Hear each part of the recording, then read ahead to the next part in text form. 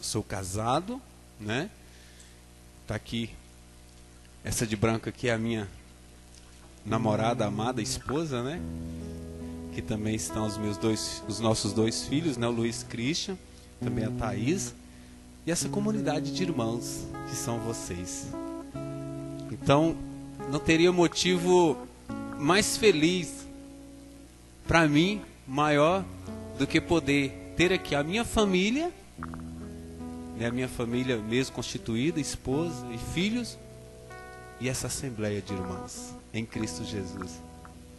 Isso só para mim já seria motivo de eu não precisar de mais nada. O que mais um homem pode querer? O que mais nós podemos almejar? Eu louvo a Deus por isso. Eu louvo a Deus por esse grupo de oração. Eu louvo a Deus também pela sua vida, por você estar aqui nessa noite de hoje. Então, grupo de oração é lugar de restauração. Grupo de oração é lugar do grande encontro. Grupo de oração é lugar de se abraçar, lugar de pedir perdão, lugar de talvez chorar, lugar do reencontro da família de Deus. Por isso, você que está aqui, sinta-se em casa, sinta-se em família, porque verdadeiramente nós somos a família de Deus. Nós somos a igreja de nosso Senhor Jesus Cristo. Nós somos a comunidade cristã. Como diz lá em Atos 2, que no início os apóstolos se reuniam na fração do pão. E aqui hoje nós estamos reunidos em nome do Todo-Poderoso, nosso Senhor Jesus Cristo. Até mesmo antes de pegar a palavra, eu quero partilhar com vocês que eu tenho vivido dias muito intensos. Dias muito intensos, em todos os aspectos. De trabalho, espiritual, em todos os sentidos, dias muito intensos. Ontem estivemos no Narev, né? Estava eu, o Eduardo, a Mariana, a Eliane, estava também o Reginaldo com a esposa, estava também Marli. Quem mais? Esse irmãozinho, que é seu nome, irmão? Rafael estava conosco também. Tem alguém que está aqui que eu estou esquecendo? Um dia de muita graça. Hoje eu fiquei assim muito feliz com o que aconteceu lá ontem, que me chamaram para levar a palavra. Eu levei e nós, né, partilhamos ontem sobre o corpo sacratíssimo de nosso Senhor Jesus Cristo, sobre a Santa Missa. Aí quando foi hoje de manhã, um irmão me liga e fala comigo assim: irmão, eu quero só te falar que hoje eu fui na missa e que hoje eu recebi Jesus como eu nunca tinha recebido em toda a minha vida, porque a partir daquela pregação, daquele ensinamento, eu pude hoje contemplar Jesus de uma maneira que eu nunca tinha contemplado. Gente, mas meu coração queria sair pela boca. Eu fiquei muito feliz, porque ele não ligou para falar assim: eu quero te parabenizar pela pregação, eu quero falar que você foi muito bem. Não, porque isso poderia até atingir o meu orgulho. Ele ligou para falar que foi de manhã à missa e que comungou dignamente, e que a partir de ontem ele tomou uma decisão: não posso ser mais aquele mesmo homem, eu preciso mudar para poder receber o meu Senhor com dignidade. Esse é o objetivo do grupo de oração. Esse é o objetivo do anúncio da palavra. É para que ao ouvirmos, é para que ao partilharmos a palavra, ela possa despertar em nós um desejo de ser santos, de ser um melhor homem, de ser uma melhor mulher. Esse é o objetivo, esse é o sentido da palavra. E também hoje eu vivi mais duas situações. Que uma situação, chegou alguém no meu trabalho querendo colocar essas caixinhas que a gente coloca as notinhas, né, que não dão entrada na nota paulista, que depois gera crédito e tal. Você sabe como que é o sistema aí. E a pessoa, como eu coordeno a loja, ela chegou e pediu para mim. E geralmente quando chegam para fazer esse tipo de pedido, eu não sou aquele tipo de pessoa que fala não ou que fala sim de uma vez. Eu sou de conversar, eu gosto de conversar. De onde que é? Quem que é? O que faz? Eu quero saber, lógico. E eu comecei a perguntar para a moça. E ela começou a me falar, eu não vou falar qual que é a entidade, a instituição, porque, né? E a gente começou falando, aí de repente, ela falou que já foi ligada à Igreja Católica, que atualmente é ligada, mas não de uma forma assim, muito direta. Aí ela falou assim, mas lá nós trabalhamos com pessoas de várias religiões, de várias crenças, lá nós rezamos o Pai Nosso, a gente lá não reza Ave Maria, porque lá nem todos aceitam Maria como santa. Irmãos, eu senti uma dor muito forte no coração naquela hora. E não posso negar para vocês que dentro de mim subiu uma ira. Eu senti um calor muito grande assim, um estado de nervoso naquela hora. E na hora Nossa Senhora soprou nos meus ouvidos e falou, viva o martírio. Porque existe 3 tipos de martírio. É o martírio que, primeiro, que é aquele que você talvez leva um tiro e você é um mártir por amor a Jesus. Aquele que você vive sofrendo dentro de casa, onde que a sua família é contra você porque você defende Jesus, também é um martírio. Que é o martírio branco, né? E tem o martírio cruento, que é esse martírio que eu vivi hoje. É você sentir na alma a dor, mas você não ir para o revide. Você olhar nos olhos da pessoa e procurar amar a pessoa. E foi o que eu fiz. Aí depois eu fiquei, quando foi no final, conversei muito com ela, depois no final falei com ela assim, ó, eu não ia falar, mas eu estou sentindo vontade de falar que quando você falou que lá não reza Ave Maria, que muitas pessoas não aceitam Maria lá como santa, doeu meu coração. Aí eu falei com ela assim, mas não se preocupe, eu entendo. Porque é como em uma casa, às vezes tem filhos que não aceitam a mãe. Mas a mãe ama, a mãe acolhe. E a mãe quer tudo de bom. E Nossa Senhora quer tudo de bom para você e tudo de bom para aqueles que você procura servir. Aí partilhei mais algumas coisas com ela, daí a pouco a menina já estava emocionada. Depois chegou, me estendeu a mão, me agradeceu e falou com ela assim, obrigado pelas suas palavras, você me ajudou muito. Aquela menina que foi para ela num objetivo, eu busquei ser obediente e eu não tenho dúvida que aquela menina ouviu o que ela precisava naquele dia, que foi no dia de hoje. E isso o Senhor tem feito com cada um de nós. E mais uma situação, para nós já ir para a palavra, porque o tempo é curto. Foi onde que uma menina que trabalhou comigo recentemente, chegou hoje em prantos, pedindo praticamente socorro, que estava pensando no suicídio. Porque ela largou o serviço por causa do namorado, só que o namorado já largou ela. E agora ela nem tem nem serviço nem namorado. E está passando por situações dificílimas. É o que muitos de nós têm vivido. Depois eu entro mais nessa situação para que vocês entendam melhor por que eu estou colocando essa situação. Peguem comigo a palavra. Nós vamos hoje meditar no Evangelho de São Marcos, capítulo 3, a partir do versículo 1.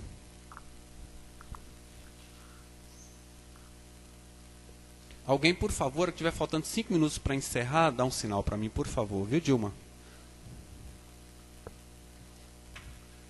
Marcos 3, a partir do versículo 1. O homem da mão seca. Quem tem a Bíblia da Ave Maria, a página 1324.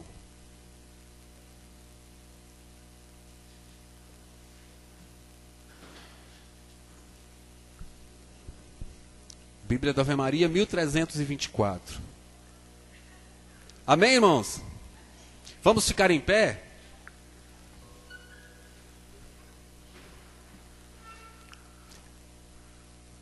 Eu quero que você fique bem atento. Eu quero que você agora esqueça o mundo lá fora, as suas preocupações. Agora é hora de nós mergulharmos na palavra. Porque agora é o Senhor que fala conosco. Porque agora é a palavra que eu e que você precisa. Porque agora eu sou apenas um instrumento, alguém que vai transmitir, porque a palavra não é minha, a palavra é de Deus. Por isso eu te convido a acreditar, a tomar posse dessa palavra e não duvidar dela. Porque nós não podemos duvidar da palavra de Deus. Vem nos dizer a palavra. Noutra vez entrou ele na sinagoga, e achavam-se ali um homem que tinha a mão seca. Ora, estavam observando se o curaria no dia de sábado, para o acusarem. Ele diz ao homem da mão seca: vem para o meio. Então lhe pergunta: é permitido fazer o bem ou o mal no sábado? Salvar uma vida ou matar? Mas eles calavam. Então, relanceando um olhar indignado sobre eles e contristado com a dureza de seus corações, diz ao homem: estende tua mão. Ele estendeu-a e a mão foi curada. Saindo os fariseus dali, deliberaram logo com os herodianos. Herodianos, para vocês entenderem, é os seguidores, os devotos de Herodes. Herodianos, como os haviam de perder. Jesus retirou-se com os seus discípulos para o mar, e seguia uma grande multidão, vinda da Galiléia e da Judéia, de Jerusalém, da Idumeia, do além do Jordão e dos arredores de Tiro. E de Sidônia veio ele uma grande multidão. Ao ouvir o que ele fazia, ele ordenou a seus discípulos que lhe aprontassem uma barca para que a multidão não o comprimisse. Curou a muitos, de modo que todos os que padeciam de algum mal se arrojavam a ele para o tocar. Quando os espíritos imundos viam, prostravam-se diante dele e gritavam: tu és o Filho de Deus. Meus irmãos e minhas irmãs, estas são para nós palavras da salvação. Aplauda a palavra do Senhor.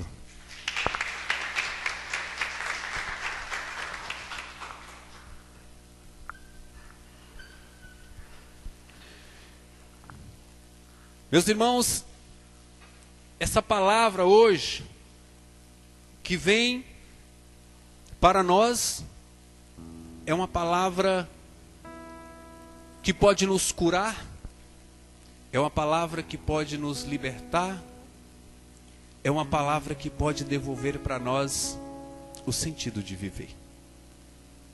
Essa palavra que hoje é partilhada para nós, diz o homem da mão seca. Eu não sei se nós poderíamos tirar essa palavra aqui, homem, e colocar Luiz, colocar Marcelo, colocar Tiago, Eliane. Eu não sei que nome. Dilma. E talvez, tirando esse nome de homem aqui, colocando o meu nome e o seu nome, talvez no lugar da mão, poderia colocar Luiz do coração seco, Maria do coração seco, Pedro da mente seca. Eu não sei o que em mim ou em você que pode estar seco. Eu não sei o que em mim e você que pode estar ressecado. Eu não sei o que em mim e você que pode já estar quebrando de tão seco que está.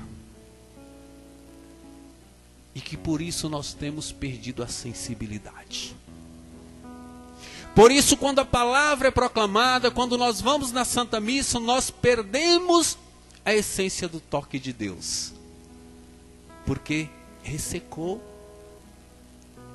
aquele lugar que precisa ser um lugar maleável, um lugar meigo e doce, para que a obra de Deus se faça. Eu te convido a fechar os olhos por um instante. Você sabe melhor do que eu, ou melhor, só sei de mim, qual é a parte em você que mais está seca. Eu te convido a colocar o seu nome no lugar, o homem da mão seca, colocar o seu nome. E eu não sei se o seu órgão, o seu membro, ou algum sentido, algum sentimento, que está seco, ressecado, que precisa hoje ser curado por Jesus.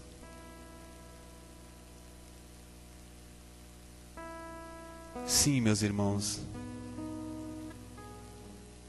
E nós muitas das vezes não temos apresentado isso em nós que está ressecado, porque ao nosso redor está cheio de fariseu e de herodianos que está duvidando da nossa entrega e que está duvidando que Jesus também pode curar. E nós muitas das vezes temos dado muito mais ouvidos ao farisaísmo, aos herodianos, e não temos entregado verdadeiramente aquilo que precisa ser curado nas mãos do Senhor.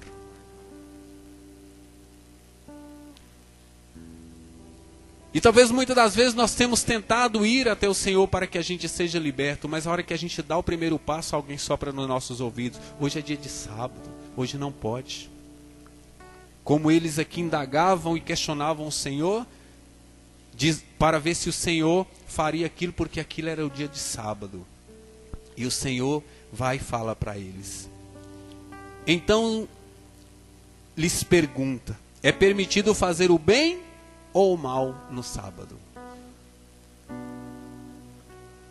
E o Senhor responde para eles e para nós que todo dia é dia de amar, todo dia é dia de perdoar, e todo dia é dia de estar nos braços do Senhor.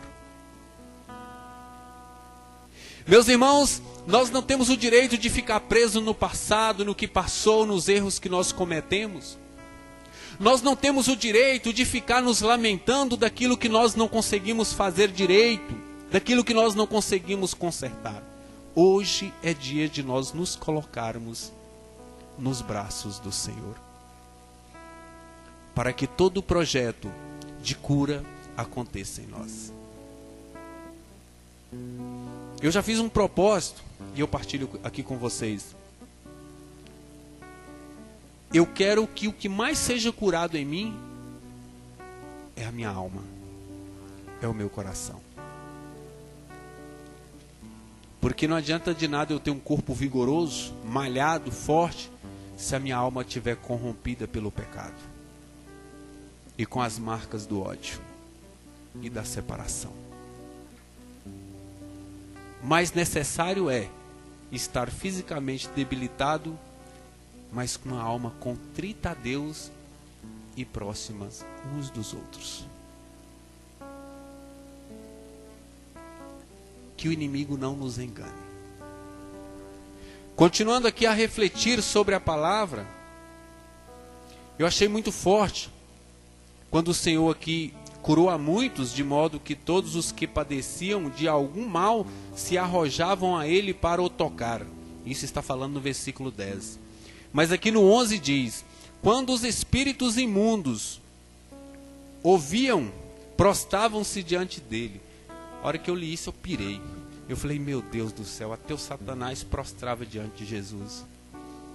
E muitos de nós não gostamos de prostrar diante dele. Ficamos enrijecidos, eretos, porque ainda não temos o dom da humildade.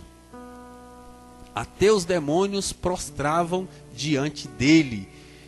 E aí segue, e gritavam, o demônio gritava: tu és o Filho de Deus. Até o inimigo gritava: tu és o Filho de Deus.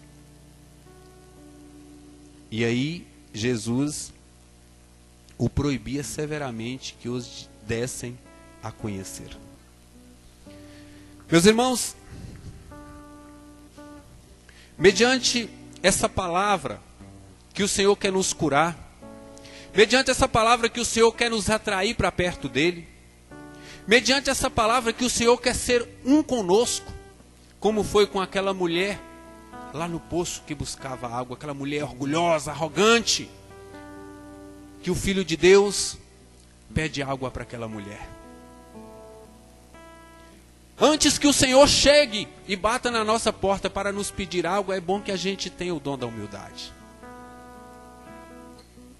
Porque para não nos perder, o Senhor pode um dia chegar e pedir para nós água.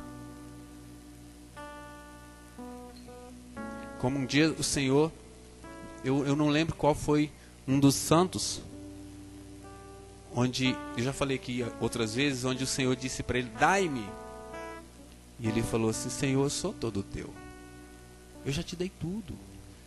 E o Senhor insistiu, dai-me. Mas Senhor, eu já te dei tudo.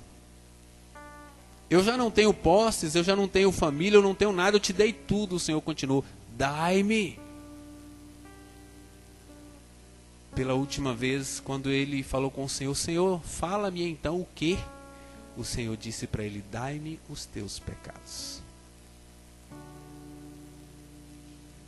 Dai-me o seu fardo que pesa, para que leve você possa caminhar.